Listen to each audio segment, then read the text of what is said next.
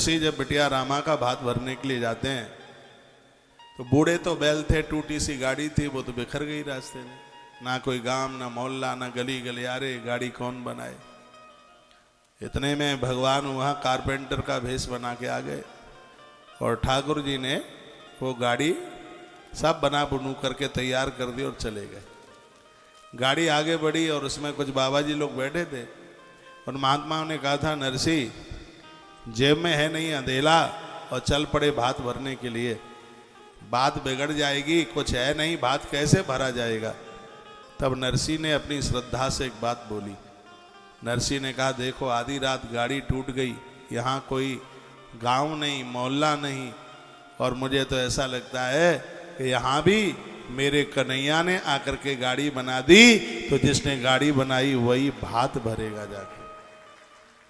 ईश्वर के प्रति हमारी ऐसी श्रद्धा होनी चाहिए। सांवरिया सेठ भगवान नरसी के भतई बने, नरसी का भात भराए। तो ऐसा मंदिर यहाँ धार की धरा पर है, तो आनंद तो हो ही रहा है सर्व प्रकार से। और मैं कहूँगा, नरसी का नाम मैंने इसलिए लिया है कि शंकर जी से जुड़कर इष्ट का दर्शन हो जाता है। इन्हीं नरसी जी की कथा आती है। इनकी भाभियाँ बड़ी झगड़ालुआ थी नरसी की, और भाभी को तो देवर के ऊपर ऐसे लाड करना चाहिए जैसे आप अपने बेटे के ऊपर करते हैं। सीता माई और लक्ष्मण का संवाद पढ़िएगा। माँ जानकी, लक्ष्मणलाल, शत्रुघ्न, भरत, इन्होंने जानकी माँ को भाभी कम, माँ ज्यादा माना। हाँ, उन्हें लाड दुलार जो ये किया, बड़ा अद्भुत रहा।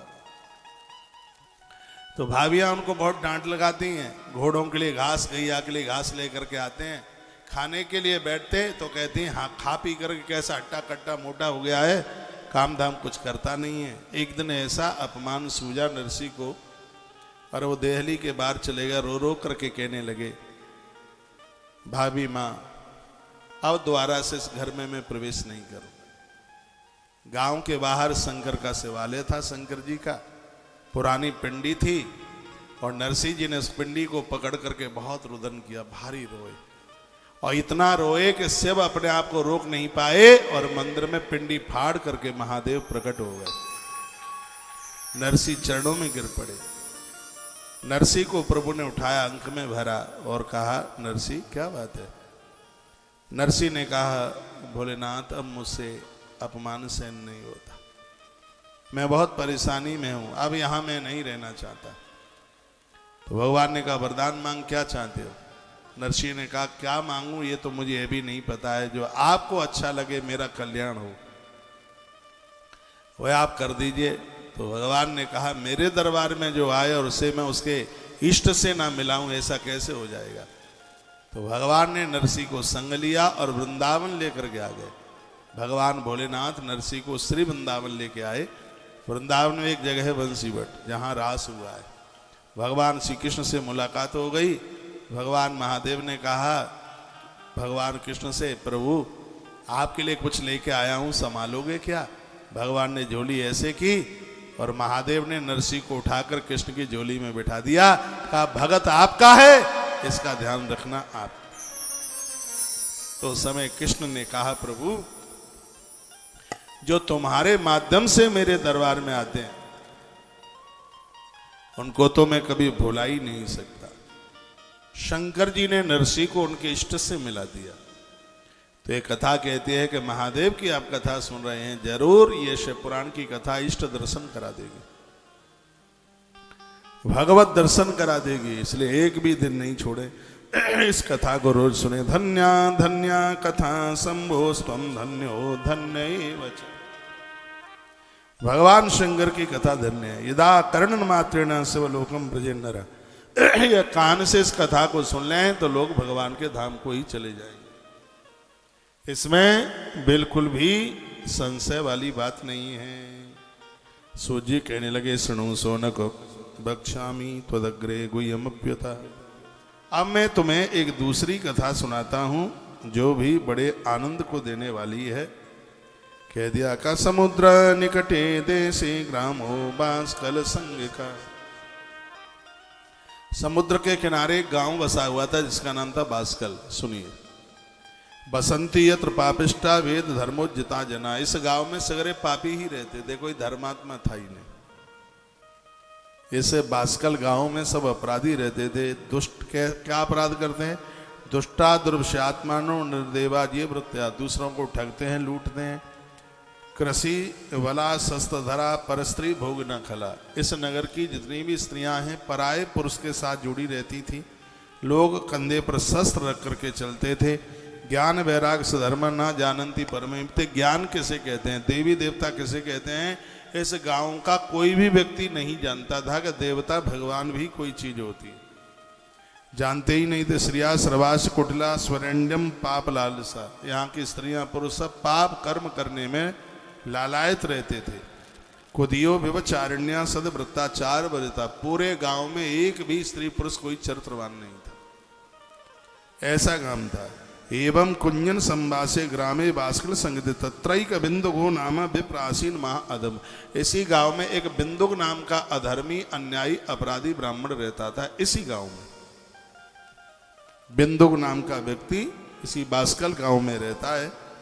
लिखा स दुरात्मा महापापी सुदारोपी कुमार्ग का। बहुत बड़ा कुमार्गीय है, दुराचारी है, दूसरों की स्त्रियों को ये भ्रष्ट करता है। वैश्यापत्र बहुबाया कामा कुलित मानसा।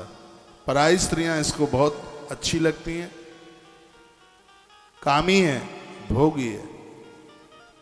स्वपत्नीम चंचुला नाम हित्वा नित्यम सुधर्मिणी। इस गांव में एक ही स्त्री ऐसी आई थी जो बहुत धार्मिक थी, देवी देवताओं को मानने वाली थी, और उस चंचुला का विवाह है वो बिंदुक के साथ कर दिया गया। पहले का कोई अपराध रहा होगा, पाप है कि पुण्य है ये हमारा पीछा थोड़े ही छोड़ते हैं। कोई ऐसा अपराध हुआ था पहले का, इतना भजन पूजा पाठ करने वाली इस स्त्री को पति ठीक नहीं मिला, लेकिन इसने जो पुण्य किए वो भी इसके काम आए। ऐसी बात नहीं है बात सुन करके फिर आप कहें इतना पूजा पाठ करने के बाद भी पति ठीक ना मिला तो फिर पूजा पाठ करने की जरूरत ही क्या है। तो उस पूजा पाठ का भी प्रभाव था कि मरने से पहले महादेव ने इस स्त्री को दर्शन दे दिया। और सूत जी महाराज सौनक ऋषियों को कुछ ऐसा ही कथानक, ऐसा ही प्रकरण सुना रहे हैं। शिव महापुराण में एक कथा बहुत विशेष कर है, चंचुला और बिंदुक की कथा, जो कि मैंने पूर्व की कथाओं में भी आपको सुनाया है। बसंती यत्र पापिष्टा वेद धर्माज्जिता जना। कोई भी वेद धर्म कथाएं कुछ कोई जानता नहीं है। दुष्टा दृश्यात्मानो, सब दुष्ट प्रभाव के स्वभाव के यहाँ पर लोग हैं। चंचुला नाम हित्वा नित्यम सुधर्मिणी। नित्य धर्म कर्म करने वाली एक स्त्री इस नगर में आई जिसका नाम चंचुला था, लेकिन इसका पति ठीक नहीं था, वो दूसरी स्त्रियों के साथ में जुड़ा हुआ था। ये अपने धर्म का पालन कर रही थी। आज ही की कथा में मैंने निवेदन किया है, हम और आप तब तक ही ठीक ठाक से रह पाएंगे जब तक गलत सोबत हमें नहीं मिल जाएगी। मुझे ऐसे बहुत लोग मिले जो सुपारी भी नहीं खाते थे, लेकिन शराबियों का संग पा करके और उन्होंने शराब पीना शुरू कर दिया। सुपारी नहीं खाई जीवन में, लेकिन शराबी मिल गए तो कुल्ला भी सुबह शराब से ही करते। गलत लोगों का संग मत पा लेना। दुष्ट संग प्रसंगे न मृत्यु एवं संशय। गलत लोगों का संग पाकर यदि मौत भी हो जाए तो यह आश्चर्यचकित बात नहीं है। इसलिए आचार्य चाणक्य बड़ा अच्छा लिखते हैं, कहते हैं सकटम पंच हस्ते न, बैल से 5 हाथ दूर रहो। 10 हस्ते न बाजिनाम, हाथी से घोड़े से 10 हाथ दूर रहो। हस्ती 7 हस्ते न, हाथी से 100 हाथ दूर रहो। और देश त्यागे न दुर्जनम, जहां बिगड़े हुए लोग रहते हैं, खोटे लोग रहते हैं, उस स्थान को ही छोड़ देना चाहिए, क्योंकि इन लोगों का संग पाकर के जीवन खत्म हो जाएगा, जिंदगी बचेगी नहीं। इसलिए ऐसे खोटे लोगों का साथ छोड़ने की जरूरत है। देखो चंचुला कितनी धार्मिक है, पतिव्रता नारी थी। बचपने में तो बेटी थी, तब माता पिता की आज्ञा का पालन करती रही। युवा हुई बास्कल नगर में पुत्र वधू बन करके गई, उसमें तो भी अपने धर्म कर्म का पालन करने लगी, करती ही थी। कब तक करती रही? जब तक गलत संग इसको नहीं मिला।